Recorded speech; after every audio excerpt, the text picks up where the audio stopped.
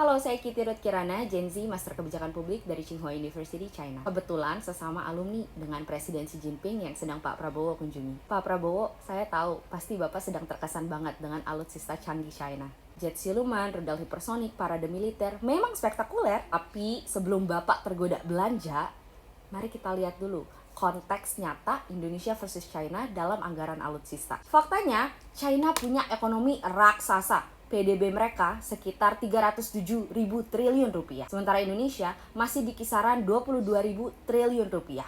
Jadi hanya sekitar 1/13 anggaran China. Dalam konteks anggaran pertahanan, China melakukan belanja militer sekitar 3.900 triliun rupiah atau sekitar 1,3% PDB China. Indonesia 165 triliun rupiah atau sekitar 0,7% PDB Indonesia. Sekilas, presentasinya mirip. Tapi bedanya, skala ekonomi. 1% PDB China bisa untuk bangun puluhan universitas baru. 1% PDB Indonesia hanya cukup buat bayar gaji dan sedikit modernisasi. Dan ini poin krusial, China bisa belanja militer besar karena mereka sudah punya fondasi yang kuat.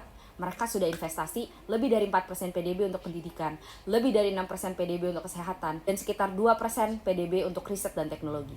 Artinya apa? China menggelontorkan puluhan kali lipat lebih banyak untuk pendidikan, kesehatan, dan riset sebelum bicara senjata. Itu sebabnya ketika mereka belanja alutsista, rakyatnya tetap punya sekolah terbaik, rumah sakit canggih, dan industri teknologi yang menopang pertahanan mereka. Indonesia, pendidikan memang dapat lebih dari 700 triliun rupiah di APBN 2025.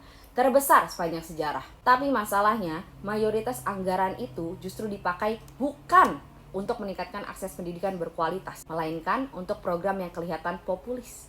Makan bergizi gratis yang jadi polemik, SMA unggulan yang instan, dan sekolah rakyat yang dadakan. Padahal, yang seharusnya diperkuat adalah sistem pendidikan non-formal, PKBM atau Community Learning Center, yang sudah ada sejak 1988 dan terbukti dibutuhkan masyarakat Indonesia untuk menjadi terdidik seumur hidup. Kalau fondasi pendidikan kita masih bolong, buat apa belanja senjata besar-besaran? Apalagi struktur belanjanya pun beda.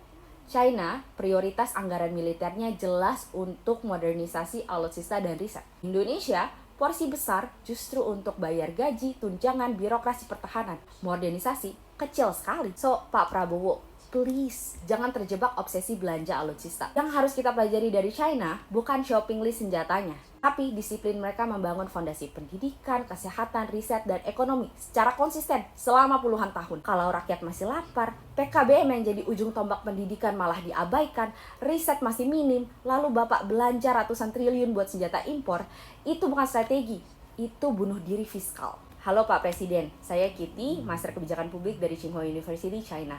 Saya juga penerima beasiswa Kementerian Kominfo dan Presiden Tsinghua Indonesian Student Association. Saya dan generasi muda siap membantu Bapak Presiden merumuskan strategi kebijakan publik berbasis inovasi untuk pendidikan, keamanan, pertahanan. Kenapa? Karena kita perlu cintai negeri ini dengan cara yang benar. Bangun manusianya dulu, baru perkuat pertahanan. Karena pertahanan terbaik Indonesia bukanlah rudal, tapi rakyat yang sehat, pintar, dan sejahtera.